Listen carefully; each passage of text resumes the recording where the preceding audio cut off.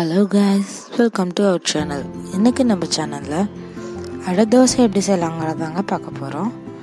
அதுக்கு நான் 2 கப் அரிசி எடுத்து வாஷ் பண்ணி எடுத்து வச்சுருக்கேன். அது கூட அந்த கப்பில் 3/4 கப் சுண்டல் ஆட் பண்ணியிருக்கேன். அதே இதில் இன்னொரு 3/4 கப் பாசிப்பயிறு ஆட் பண்ணியிருக்கேங்க. அப்புறம் ஒரு 3/4 கப் துவரம்பருப்பு, அதுக்கப்புறமா உளுந்து, இதனாலும் நான் 3/4 எல்லாம் ஆட் பண்ணி வச்சுருக்கேங்க. அப்புறம் ஒரு பவுலில் 10 வரமிளகாவை தண்ணியில் ஊற வச்சுருக்கேங்க. இதெல்லாம் நான் காலையில் ஊற வச்சுட்டேன், ஈவினிங் ஆட்டுறதுக்கு.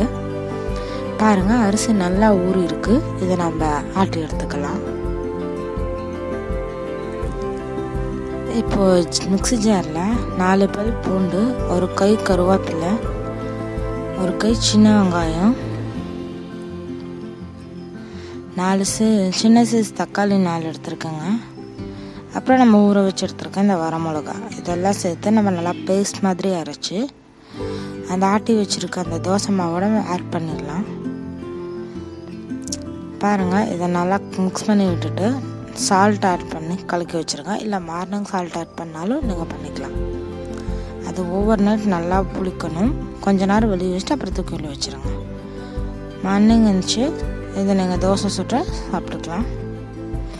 நல்லா முருக விடுங்க, அப்போ தான் இது அந்த பச்சை வாசம் இல்லாமல் இருக்கும். இல்லைன்னா அந்த பயிரோட வாசம் அடிக்கும்.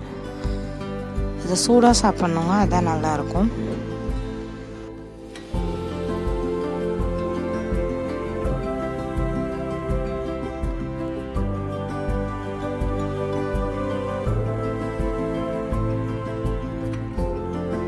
பாருங்கள், நல்லா ப்ரௌனாக இருக்குது. இந்த மாதிரி முறுமுறுன்னு எடுத்தால் தான் நல்லாயிருக்கும். அடை தோசை ரெடி.